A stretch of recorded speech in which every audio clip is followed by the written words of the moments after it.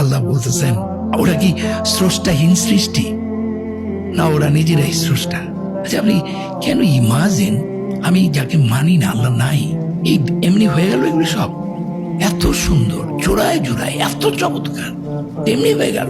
আমি এই মানুষটি একটু হলো টের পাচ্ছি আল্লাহর অস্তিত্ব, যে কারণে পাগল হয়ে গেছি। কিন্তু তোমাকে আমি চাইলেও তো তোমার আমি আল্লাহরে দেখাই পারব না যে আল্লাহ আছে, এই কারণে আল্লাহ নাই। তো তুমি কোন জ্ঞানের উপর ভিত্তি করে বলো আল্লাহ নাই? কত জ্ঞানী তুমি, হ্যাঁ? এমনি এমনি সব এত চমৎকৃত, শৃঙ্খলিত। এত বছর আগে নক্ষত্ররাজি যে অস্তমিত হয়, এই কথা তখন আবিষ্কার হয়েছিল।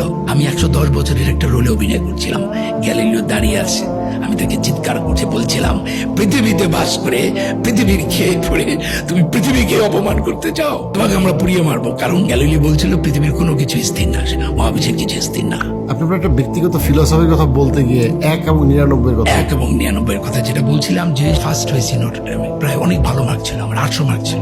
আমার স্ট্যান্ড হয় না, কারণ আমার হাতে লেখা খুব খারাপ, আমি লিটারেচারে খুব পোর ছিলাম, ইংরেজিতে খুব খারাপ ছিল। যখন আমি ধর্ম ত্যাগ করেছি কুয়েট থেকে, যেটা আমার গল্পটাকে বলেছিলাম, এরপরে না আমি একদম সবাই, কিন্তু শেষে গিয়ে আমার কিছু হয় না, আমার সংসারটা ভেঙে গেল, আমার বিজনেস ভেঙে যাচ্ছে, আমি অ্যাওয়ার্ড গরুতে পেতে গিয়েও পাই না, 99 যাই আবার 0 হয়ে যায়, 99 যায় আবার কেটে যাচ্ছে।